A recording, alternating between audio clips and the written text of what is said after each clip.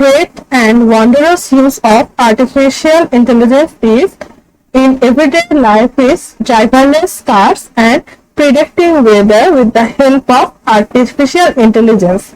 With the help of artificial intelligence. Artificial intelligence is being used for quite some time.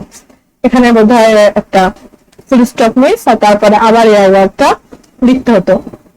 In fact, it is hard to find a sector in the present world where artificial intelligence systems are not being applied.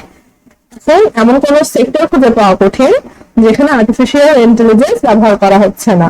News মাধ্যম থেকে শুরু করে plagiarism ধরতে শিক্ষকরা থেকে শুরু করে সকলে এখন কোনো না কোনো ক্ষেত্রে কোনো না কোনো ভাবে আর্টিফিশিয়াল ইন্টেলিজেন্সটাকে ব্যবহার করছে।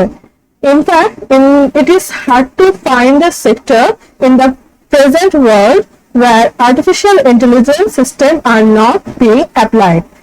মানে সত্যি কথা বলতে কি যেটা বলছে যে এখন এমন কোন একটা সেক্টর খুঁজে পাওয়াই কঠিন যেখানে আর্টিফিশিয়াল ইন্টেলিজেন্স ব্যবহার করা হয় না।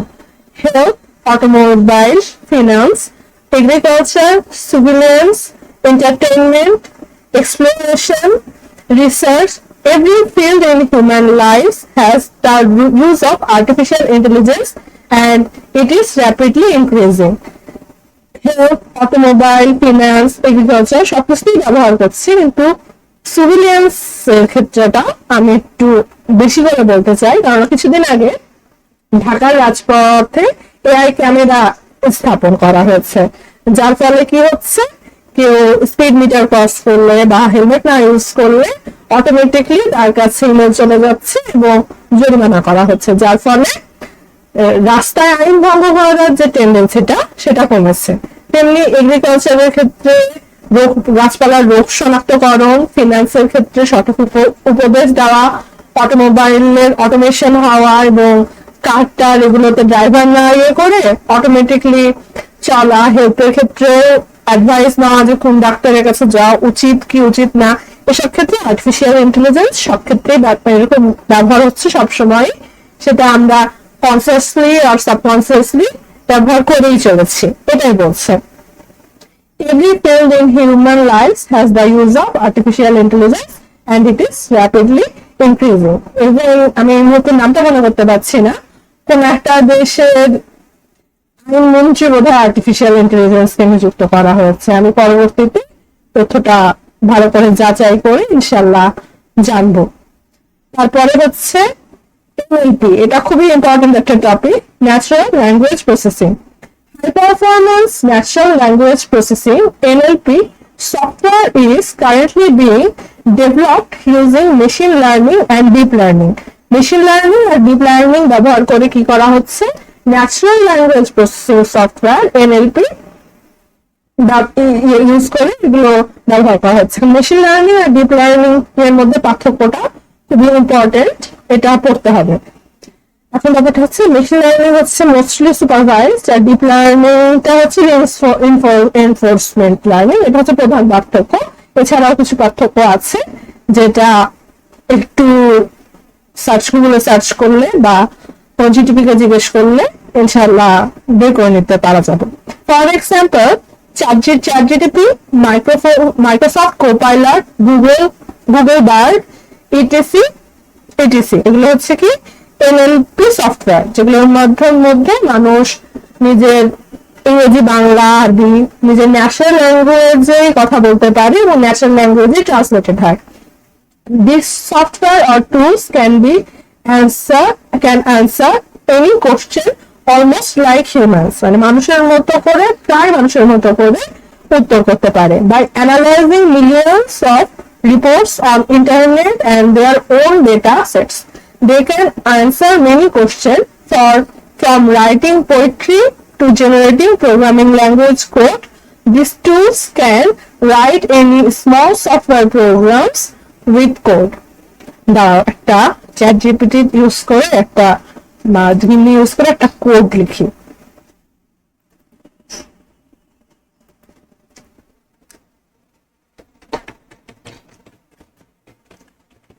হ্যালো,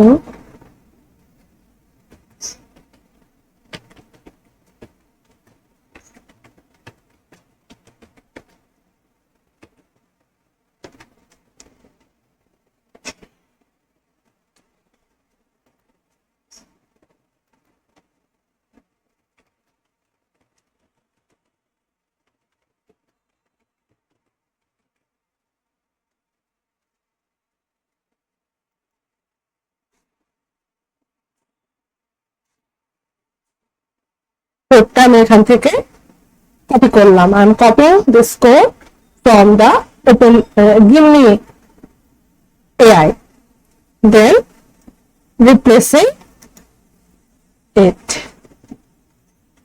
ওকে, এখন আমি কোডটাকে রান করব। রিপ্লেস হয়নি, টেস্ট হচ্ছে না কেন? আবার কপি কোড কপি করলাম, এখানে কি করলাম, পেস্ট করতে চাই, এই তো এখানে পেস্ট করে দিলাম। ওখান থেকে কপি করে এখানে জাস্ট ইয়ে করলাম। তারপর দেখো হ্যালো ওয়ার্ল্ড কথাটা লিখবে, আমি হ্যালো ওয়ার্ল্ড কথাটা চেঞ্জ করে দিচ্ছি, হ্যালো মাইসেলফ। তাহলে বুঝতে পারবো যে কোডটা কপি করে হয়েছে, তা পারবো। রান করলাম, এই দেখো কি লিখেছে, হ্যালো মাইসেলফ। তো আমি কোডটা কি আমি নিজে বানালাম না, এটা আমাকে গিমনি বানিয়ে দিল।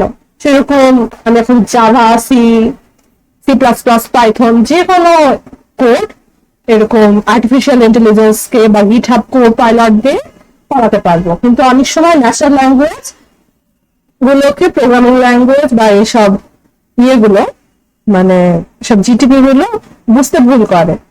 এখন এতটা ডেভেলপ হয়নি যে সবকিছু একেবারে অ্যাপ্রোপ্রিয়েট উত্তর দিতে পারবে, সেজন্য অনেক ভুলভাল কোডও জেনারেট করে, তখন প্রবলেম সৃষ্টি হয়। ইজি কোড গুলো পারবে, কিন্তু কঠিন কোড গুলো এখনো পর্যন্ত অনেক ক্ষেত্রেই পারে না। কিন্তু রিএনফোর্সমেন্ট লার্নিং, ভুল থেকে শেখা, এর মাধ্যমে জিটিপি গুলো এতটাই উন্নত হয়ে যাচ্ছে যে আর কয়েক বছর পর হয়তো বা মানুষকে আর কোড করার খুব একটা প্রয়োজন হবে না। কিন্তু এখন আমার বিশ্বাস অধিকাংশ প্রোগ্রামাররা কোড না করে, কোড জেনারেট করে সেটাকে সেটাকে মডিফাই করে বা ঠিকটা মানে সংশোধনটা নিজেরা করে, কিন্তু কোড জেনারেশনের কাজটা অলমোস্ট জিটিপি নিয়ে নিয়েছে।